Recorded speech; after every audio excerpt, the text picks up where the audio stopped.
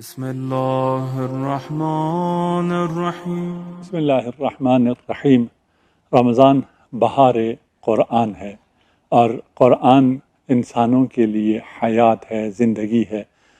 جس طرح اس کرۂ خاکی کو خدا نے ایسے قرار دیا ہے کہ یہ سرسبز و شاداب ہے، اور ابھی بھی آپ جو مناظر دیکھ رہے ہیں یہاں ہر طرف ہریالی ہے، ہر طرف سرسبز ہے، شاداب ہے، اس لیے کہ یہ مٹی میں خدا نے ایسی خاصیت رکھی ہے، خاک میں ایسی خاصیت رکھی ہے کہ اسے اگر کوئی پانی دے، اس کا کوئی خیال کرے تو یہاں سے سبزہ اگتا ہے، یہ سرسبز و شاداب ہو جاتا ہے۔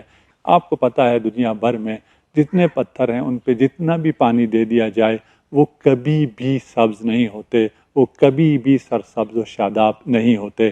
انسان بھی اسی طرح ہے، اگر اس ماہ مبارک میں، اللہ کے مہینے میں، رحمت کے مہینے میں آپ نے سرسبز و شاداب ہونا ہے تو خاک ہونا پڑے گا، اگر پتھر ہوں تو سرسبز و شادابی نہیں آ سکتی ہے۔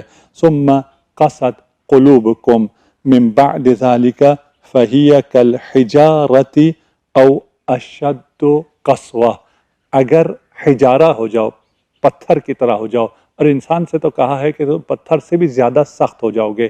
پتھر کیونکہ سخت ہوتا ہے، اس میں لچک نہیں ہوتی، اس میں انعطاف نہیں ہوتا، وہ اپنے گناہوں کو قبول نہیں کرتا، اس میں یہ خشوع نہیں ہے، اس لیے وہ سرسبز و شاداب نہیں ہوتا۔ قرآن تو یہ کہتا ہے کہ پتھر تو تم سے پھر بھی اچھے ہیں، وہ پتھر تو خشیت خدا سے پھٹ کر اپنے اندر سے پانی دینا شروع کرتے تھے، ان میں سے چشمے پھوٹنا شروع ہو جاتے ہیں، لیکن انسان اگر سرسخت ہو گیا، اگر سنگ دل ہو گیا تو وہ پھر ان تمام رحمت الہی سے جو ہر طرف موجود ہے لیکن پتھر کے لیے وہ رحمت نہیں ہے۔ اسی لیے کافر قیامت کے دن کہے گا وَيَقُولُ الْكَافِرُ يَا لَيْتَنِي كُنْتُ تُرَابًا، کاش میں مٹی ہوتا تو میں بھی آج سرسبز و شاداب ہو چکا ہوتا۔ جہاں اطراف میں سب کو سرسبز و شاداب دیکھ رہا ہوگا، وہاں وہ مومن سے کہے گا ٹھہر جاؤ، ایک لمحے کے لیے مجھے اپنے نور سے اقتباس کرنے دو، کچھ سرسبز و شادابی، کچھ شادابی میں تم سے آج لے لوں۔ کہے گا نہیں، واپس جاؤ، جہاں سے تمہیں سرسبز ہو کے آنا تھا وہ مقام اور ہے۔ بس ہمیں خاک ہونا پڑے گا، اگر خاک ہوں گے تو پانی ہمیں فائدہ دے گا، ہمیں پانی کی طبیعت کو اپنانا ہوگا۔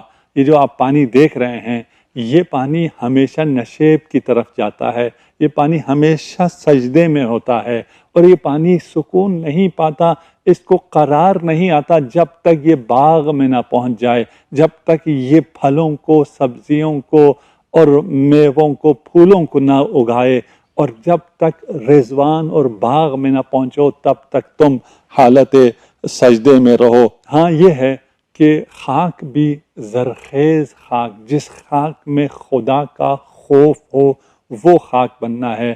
اگر وہ خاک ہو جو سیم زدہ خاک ہے، وہاں باران رحمت الہی، بارش جتنے بھی برسے، پانی جتنا بھی آئے، اس کی سیم میں مزید اضافہ ہو جاتا ہے، اس سے وہ کوئی فائدہ نہیں اٹھا سکتا۔ وَلَا يَزِيدُ الظَّالِمِينَ إِلَّا خَسَارًا۔ پانی کی صفت ہونی چاہیے۔ پانی کیا ہے؟ پانی کو اگر آپ حرارت دیں تو وہ فوراً ابل جاتا ہے، تھوڑی سی ہی لمحے میں وہ